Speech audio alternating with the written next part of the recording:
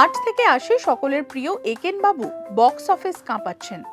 প্রথম দিনই Housefull board ঝুলেছে প্রেক্ষাগৃহে। দ্য একেন, বেনারসে বিভীষিকা।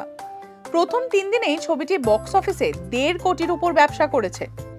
প্রথম দিনে প্রায় 35 লক্ষের কাছাকাছি আয় হয়েছে ছবির, আর উইকেন্ডে সেই আয়ের পরিমাণ 1 লাফে বেড়ে 50 লক্ষ ছাড়িয়েছে। রবিবার বেশিরভাগ প্রেক্ষাগৃহ ফুল ছিল।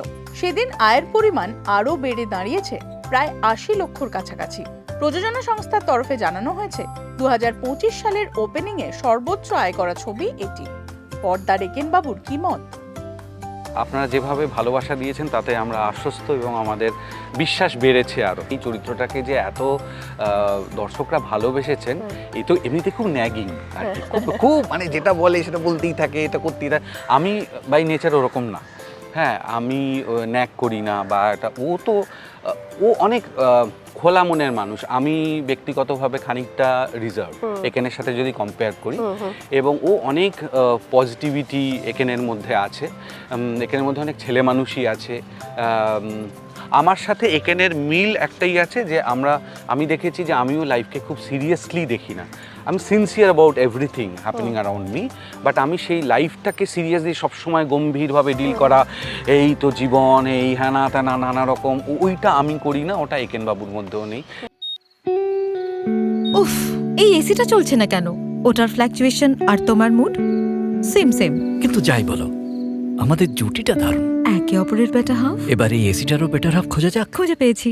Wow, looks good yeah. চলো এক মধুর পার্টনারশিপ করে তুলি, তুমি, আমি আর ভিগার্ড এসি স্টেবিলাইজার্স। একেন বাবুকে আমি দেখে যেটা শিখেছি একটা জিনিস, সেটা হচ্ছে যে দেখো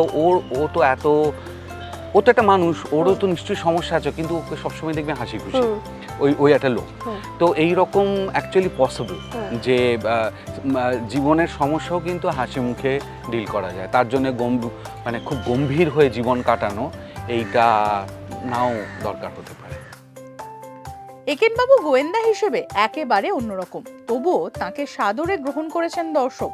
প্রথম আমরা 2017-তে যখন প্রথমবার করলাম, তখনই হতে পারতো যে দর্শকরা রিজেক্ট করেছে, এবং তার একটা সম্ভাবনা ছিল, কারণ এই ধরনের গোয়েন্দা চরিত্র দেখে কিন্তু আমরা অভ্যস্ত, এটা অন্য ধরনের।